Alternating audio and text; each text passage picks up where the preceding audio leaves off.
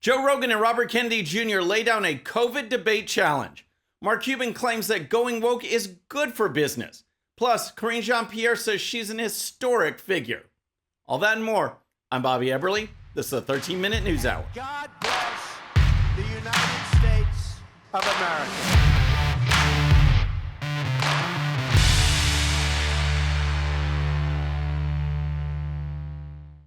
Okay, friends, welcome to the show. Happy Monday. I hope you had a great weekend. If you're new to the show, thank you so much for tuning in. We're going to start with Joe Rogan's COVID debate challenge that so far has no takers from those on the side of pushing COVID vaccines. You know, those people who cried, "That's misinformation," whenever someone would come out with facts and data and science showing that the vaccines did not stop you from getting COVID or prevent the spread of COVID. Those people. They are the ones who controlled the media and big tech to allow only one message, a pro-COVID-19 vaccine message, to be put forward to the American people. Freedom of speech? Not when it came to COVID vaccines. From way back around March of 2020, I was talking about COVID data, the science. And yet the CDC, Biden, and others were mandating vaccines, saying children should get the vaccines. It's just terrible what happened. Now, people like Robert F. Kennedy Jr. and Joe Rogan continue to speak out, and no one on the left will debate them. Here's Joe Rogan talking about RFK Jr. They'll say that Bobby Kennedy is spreading misinformation where everything he said you can verify. Everything he said is true. Yeah. But there's no money in agreeing with him. The amount of money that these news organizations, supposed news organizations, get from being on the side of the pharmaceutical companies and being in their good graces is millions and millions of dollars in advertising revenue. Rogan recently had RFK Jr. on his show, and the two talked for something like 3 hours about science, research, COVID, and more. There's no doubt that Kennedy is experienced in reviewing scientific data. And when it comes to the COVID vaccine, he's willing to speak out about it. Here's Kennedy talking about both Trump and Biden's response to COVID. They did almost everything wrong. First of all, they shouldn't have locked down society. We now know, and we knew back then. All of the pandemic response preparedness protocols that have been developed for decades, in fact, almost for a century, all said unanimously, you do not lock down societies. You keep them open. You quarantine the sick. You protect the vulnerable. You keep society open, and then you focus on therapeutic drugs with proven safety histories. And that's what we should have done. Great comments. And that brings us to the Joe Rogan debate challenge. Over the weekend, a guy by the name of Peter Hotez, who displays his name as Professor Peter Hotez, MD, PhD on Twitter, blasted Rogan for vaccine misinformation, saying that Spotify, which carries Rogan's shows, has completely stopped trying to stem Rogan's comments. Rogan responded by tweeting this: "Peter, if you claim what RFK Jr. is saying is misinformation, I am offering you $100,000 to the charity of your choice if you're willing to debate him on my show with no time limit." Wow, $100,000 to debate RFK Jr. Kennedy even joined in the Twitter thread with this reply: "Peter, let's finally have the respectful, congenial, informative debate that the American people deserve." So, did Dr. Hotez accept the challenge? After all, he claims that all of this that Rogan and Kennedy are saying is COVID misinformation. Nope. His initial Twitter reply to Rogan was, "Joe, you have my cell, my email. I'm always willing to speak with you." So lame. Rogan replied with this: "This is a non-answer. I challenged you publicly because you publicly quote tweeted and agreed with that bleepin' Vice article. If you're really serious about what you stand for, you now have a massive opportunity for a debate that will reach the largest audience a discussion like this has ever had. If you think someone else is better qualified, suggest that person." At this point, even Elon Musk joined in, posting, he's afraid of a public debate because he knows he's wrong. As of now, Hotez is refusing to debate RFK Jr. on Rogan's show. Now, if you aren't familiar with Peter Hotez, here's a clip from 2 years ago on MSNBC.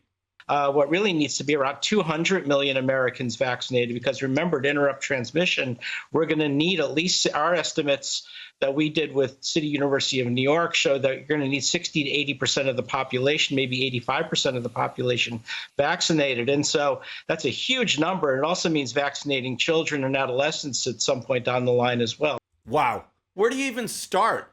Vaccinating children for something that won't even make them sick? Vaccinating to stop transmission when we knew the vaccine doesn't do that? Any wonder why this guy won't debate RFK Jr.? All right. Next, let's talk about Mark Cuban and woke businesses. But first, if you're new to the show or haven't subscribed yet, regardless of platform, just search out my name, hit that subscribe button, make sure notifications are turned on. That way you can follow the show and help us grow. Okay, next let's talk about Dallas Mavericks owner and billionaire Mark Cuban, who recently had an interview with the Pittsburgh Post-Gazette and said that being woke is good for business. Now, keep in mind that although clearly a successful individual, Cuban's take on America is simply a plethora of left-wing talking points. It's just so disappointing to hear these liberal elites talk, as if they are so much better than the common American. They are all in favor of, say, massive illegal immigration because it's supposedly the humanitarian thing to do. It's humanitarian, according to them, just as long as you continue to house migrants in Texas or Arizona and let those people deal with the drugs, the crime, and human trafficking. Send them to Martha's Vineyard and the left-wing elite have a complete meltdown. They want regular Americans like you and me to live a certain way according to their rules while they do whatever they want. Masks were another example. Mandate masks for the commoners and keep them at home, but liberal elites will dine out without masks. Well, that's Mark Cuban. Here's Cuban back in 2020 when riots were erupting around the country. It's the white race, it's the white community that's going to have the open, difficult conversations. You know, we're the ones that really have to recognize that it's okay to talk about race. Just saying white race, just saying white community is difficult, it's uncomfortable. And when people start talking about white privilege, we all get defensive because we want to create these equivalencies. We want to manufacture these equivalencies to say, well, I can't be part of the problem. You know, I'm colorblind. And that may have worked in the past, but that's not the way it needs to happen now. Well, he's right that colorblind did work in the past. And that was the problem. You can't build a Marxist society without conflict and revolution. If that doesn't exist, then the left will manufacture it. That's why there's been this tremendous push to hyper-focus on race, to make everything about race. And the results have been terrible. Now, add sexual ideology and gender ideology to that mix and a new aggressiveness from the left, and you have the situation we are in today. But Cuban says being woke is the way to go. So now the billionaire Mark Cuban telling businesses to go ahead and go woke and even turn a profit. Despite the billion-dollar losses facing Target and Bud Light, the Shark Tank star saying there is a reason almost all the 10 market cap companies in the U.S. can be considered woke. It's good business, end quote. But is it? Good for business? No. Just look at Target and Bud Light, losing billions and billions of dollars in market value. Bud Light has been replaced as the most popular beer in America by Modelo. This idea that going woke is good for business shows the thinking of the left-wing elite. All they care about is what other members of the left-wing elite think. And make no mistake, I think there are some companies out there who have drifted to the woke side simply because of ESG and the fact that their corporate standing is determined by a fringe minority of left-wing radicals. However, I think those companies and the larger ones are going to be rethinking this entire woke strategy. A business exists to provide a good or service, period. People don't want politics injected into everything. And I should rephrase that, because what we see with Pride Month and transgender spokespeople and attacks against white privilege and on is left-wing issues being pushed on people. The American people are sick of it. Mark Cuban's Shark Tank co-host Kevin O'Leary was asked about Cuban's comments, and he completely disagrees. Woke is not good for business. The role of a business, a corporation in America, for the last 200 years has been to serve customers, their employees, and their shareholders.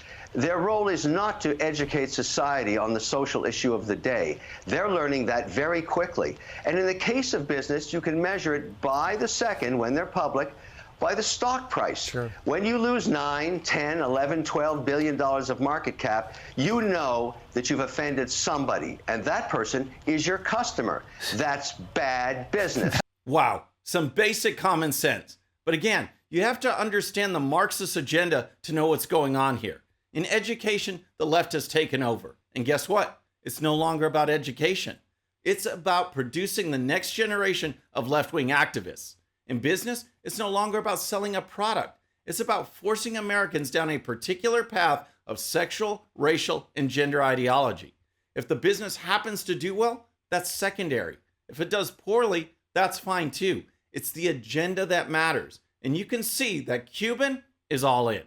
All right, next let's talk about White House Press Secretary Karine Jean-Pierre, because she's now been on the job for a year, and apparently she's an historic figure. Or at least she thinks she is. In a recent interview, Jean-Pierre was asked about the job, and she provided a host of insights that say a lot about her self-importance and the competency of not just her, but Joe Biden as well. And, you know, in many ways, I have the weight of the world when I go to the podium, because you have to try to get everything right? Whether it's domestic policy, whether it's foreign policy, and you're communicating on behalf of the president. But it is a hard job. It is not for everyone. It is. And when you say yes to doing the job, you know, you have all these responsibilities. Well, she got that part right about the job not being for everyone. Unfortunately, she's one of those people. But that didn't stop Joe Biden from hiring her. Qualifications and the ability to do the job were not even part of Biden's guidelines when Jean-Pierre was hired. In another interview last week with left-wing host Eberle Ryan, Jean-Pierre said that Biden's hiring of Jean-Pierre says a lot about who Joe Biden is. Well, you got that right. Incompetence breeds incompetence. And when you hire to simply check off intersectional boxes and don't care about anything else, you'll get a Karine Jean-Pierre. But hey, she's historic. A year in this role, there's been a couple of things that has made me incredibly proud. Many things that made me incredibly proud to be at that podium during this historic moment. Again, this is a historic administration. I'm a historic figure, and I certainly walk in history every day. But this is also a historic making administration because of this president. Oh my gosh, is she for real? Karine Jean-Pierre is widely considered one of the worst White House press secretaries that we've had. At least Jen Psaki could spin an intelligent-sounding answer, even though it would be 100% wrong. Jean-Pierre doesn't even attempt to try. She just says Biden is being perfectly clear as he fails on issue after issue after issue. But hey, Jean-Pierre's making history. I guess that's one thing about the liberal elite. If you want to know how important they are, all you have to do is ask them. Friends, that's our show for today. I hope you enjoyed it. Remember, today's show's one sheet is available to Patreon supporters using the link in the description. The one sheet gives you the links to all the videos and stories used on today's show, so you can dive even deeper into each issue. And with that, our next show will be Friday evening at the usual time. Until then, I'm Bobby Eberle. This is a 13-minute news hour.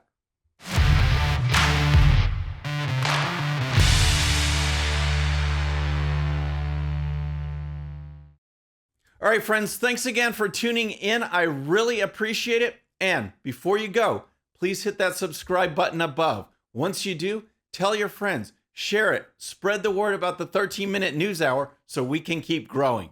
And for more great content, check out these videos right here, and I'll see you next time.